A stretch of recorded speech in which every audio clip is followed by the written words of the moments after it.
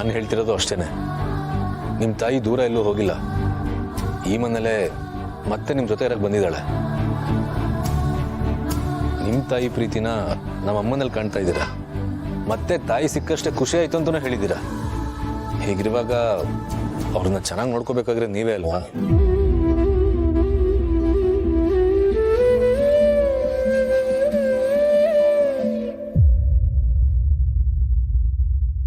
ಅವಿ, ಅಭಿ,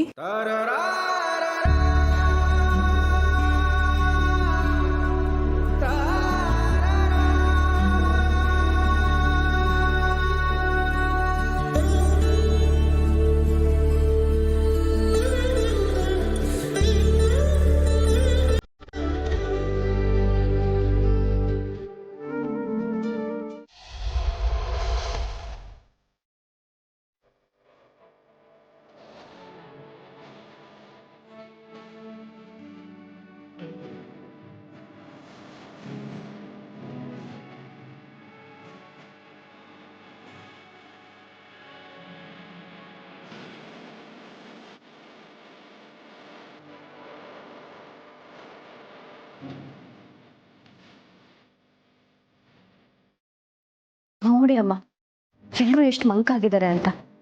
ಇಷ್ಟು ಬೆಳಕಲ್ಲೂ ಮನೆ ಕತ್ಲಾಗಿದೆ ಅನಿಸ್ತಿದೆ. ಇವ್ರು ಮತ್ತೆ ಮೊದಲಿನಾಗಬೇಕು. ಮನೇಲಿ ಯಾವಾಗಲೂ ನಗ್ನಗ್ತಾ ಇರಬೇಕು. ಇವ್ರುಗಳನ್ನ ಸಮಾಧಾನ ಮಾಡೋದಕ್ಕೆ ತುಂಬ ಪ್ರಯತ್ನ ಪಟ್ಟೆ ಪೂರ್ಣಿ. ಆದ್ರೆ ಅಷ್ಟು ಸುಲಭವಾಗಿ ಸಮಾಧಾನ ಆಗುವಂಥ ದುಃಖ ಅಲ್ಲ ಇವ್ರದ್ದು. ಹೇಗಾದರೂ ಮಾಡಿ ಇವ್ರುಗಳನ್ನ ಇದರಿಂದ ಆಚೆ ತರೋ ಹಾಗೆ ಮಾಡಬೇಕು.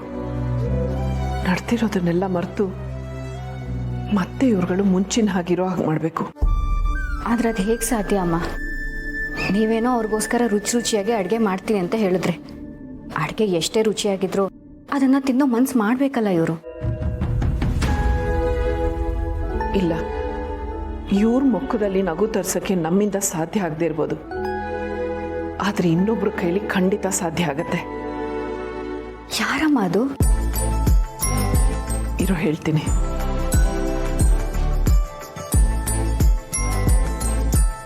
ವಾಹ್, ಸೂಪರ್ ಐಡಿಯಾ ಮಾಡಿದ್ದೀರಾ.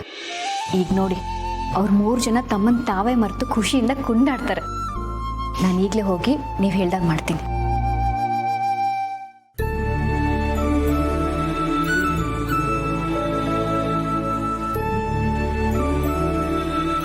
ಒಬ್ಬ ತಾಯಿಯಾಗಿ ಮಕ್ಕಳನ್ನ ಖುಷಿಯಾಗಿ ಇಟ್ಕೊಳ್ಳೋದು ನನ್ನ ಜವಾಬ್ದಾರಿ.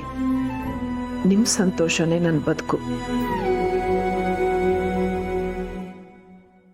ಅಮ್ಮ, ಇವರೆಲ್ಲರೂ ನಗಿಸೋದಕ್ಕೆ ನಮ್ಮನೆ ರಾಜ್ಕುಮಾರಿ ರೆಡಿಯಾಗಿದ್ದಾಳೆ.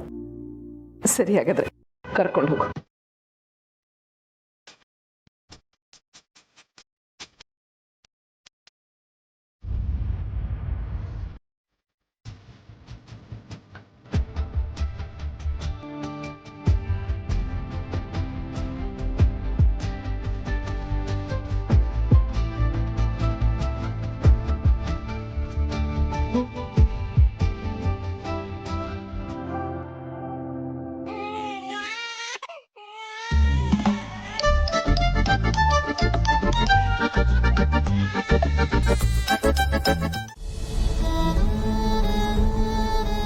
ಹೊಸ ಮುದ್ದು, ನಂಗೊಂದು ಕಪ್ ಕಾಫಿ.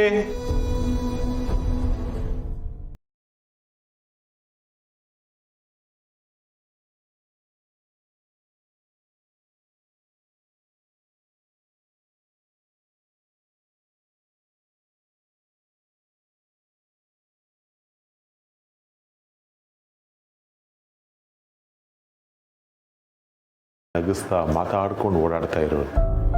ಈ ರೀತಿ ಬೇಜಾರಲ್ಲಿ ಕೂತಿರೋದನ್ನ ನನ್ನಿಂದ ನೋಡಕ್ಕಾಗ್ತಿಲ್ಲಮ್ಮ. ಹೌದು ಮಾವ, ನನಗೂ ತುಂಬ ಬೇಜಾರಾಗ್ತಿದೆ. ಅವಳು ಯಾವಾಗಲೂ ನಗ್ನಗ್ತಾ ಇರಬೇಕು. ಅವಳನ್ನ ಇದರಿಂದ ಆದಷ್ಟು ಬೇಗ ನಾವು ಆಚೆ ತರಬೇಕು. ಏನು ಯೋಚನೆ ಮಾಡಬೇಡ, ನಾನು ನೋಡ್ಕೊತೀನಿ. ಏನು ಮಾಡ್ತೀರಾ ಮಾವ? ಈ ಸರ್ಕಸ್ ಕಂಪ್ನಿಲಿ ಜೋಕರ್ಗಳೇನ್ ಮಾಡ್ತಾರೆ? ಎಲ್ಲರನ್ನ ನಗಿಸ್ತಾರೆ.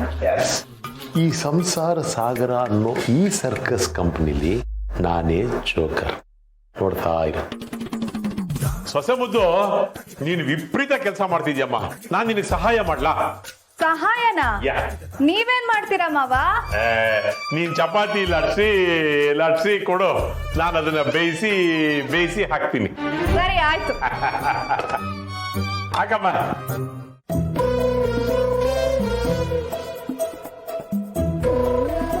ಮಾವ ಇದೇನ್ ಮಾಡಿದ್ರಿ ನೀವು? ನಾನೇನಮ್ಮ ಮಾಡ್ದೆ? ನೀನ್ ಲಟ್ಸಿ ಚಪಾತಿನ ತವದ ಮೇಲೆ ತಾನೇ ಹಾಕ್ಬೇಕು. ಸ್ಟವ್ ಮೇಲೆ ಹಾಕ್ಬಿಟ್ಟು ನನ್ನನ್ನೇ ಕೇಳ್ತಿಯಲ್ಲ. ಮಾವ ನಾನು ತವ ಮೇಲೆ ಹಾಕಕ್ ಬಂದಿದ್ದು. ನಾ ಚಪಾತಿನ ಹಾಕ್ಬೇಕಾದ್ರೆ ನೀವ್ಯಾಕೆ ತವನ್ ತೆಗ್ದ್ರಿ? ಒಟ್ಟಲ್ಲಿ ಏನೇ ಮಾಡಿದ್ರು ನಂದೇ ತಪ್ಪು ಅಂತ ಹೇಳ್ತೀಯ ಸೊಸೆ ಮುದ್ದು.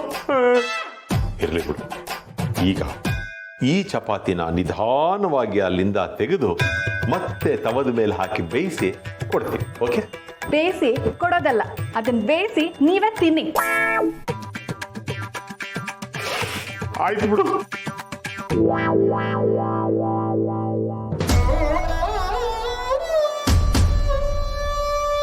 ಅಯ್ಯೋ ಬಿಸಿ.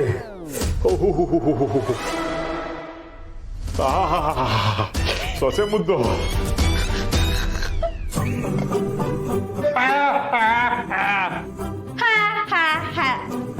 ಲಟ್ಸ್ಕೊಡ್ತೀನಿ, ಬೇಯಿಸಿ.